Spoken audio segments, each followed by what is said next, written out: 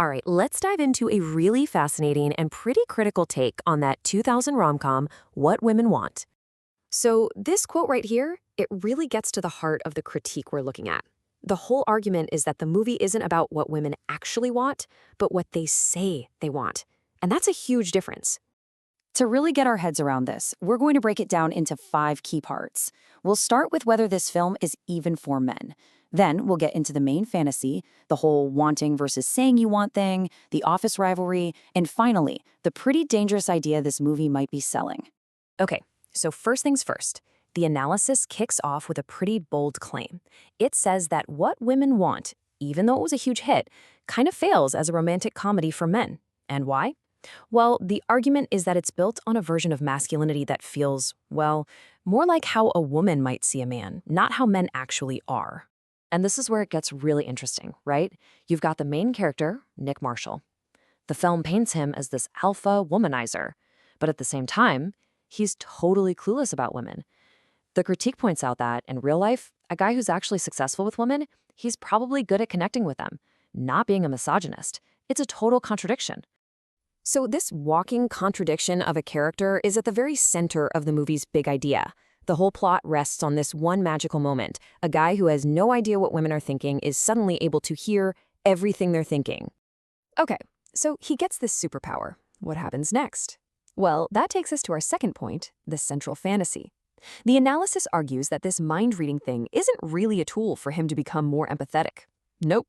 Instead, it just reinforces this very specific and maybe kind of problematic idea about men and women. And the way he gets this power is pure slapstick comedy, right? He's got to come up with ads for women, so he starts trying out all their products, pantyhose, waxing, the whole deal. It all ends with him, a hairdryer and a bathtub. And zap, he wakes up with a so-called gift. But here's where the critique really flips the script. This superpower isn't just a funny plot device. It's seen as a metaphor. It plays right into that old idea that it's a man's job to somehow guess or figure out what a woman wants, because maybe she can't or won't just say it directly. And that whole idea that a guy has to basically be a mind reader, that leads us straight into our next point, the gap between what someone says they want and what they actually want. The critique argues the movie sees this gap, but then draws all the wrong conclusions from it. The movie uses the fictional Nike ad campaign he creates to make its point crystal clear. He hears women's thoughts, and the winning tagline he comes up with is all about this casual, low-maintenance kind of desire. Just visit me once in a while. But the analysis says, hold on a second. Is that really what women want? Or is that just a romantic, flattering way they like to see themselves?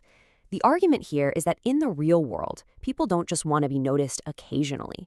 They want to be seen, consistently.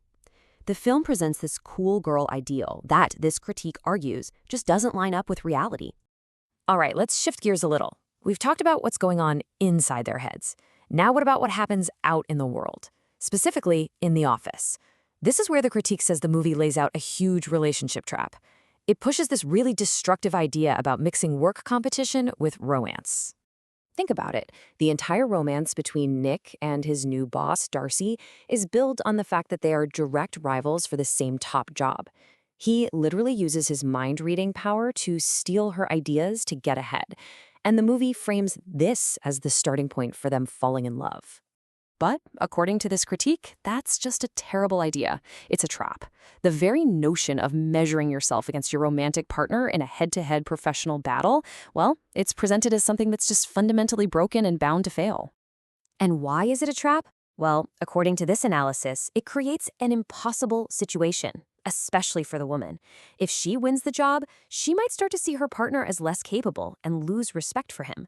But if he wins, she might start to think he's a misogynist who just couldn't handle her success. It's a lose-lose. Which brings us to our final and maybe most important point, the dangerous premise of it all. What are we supposed to take away from this movie?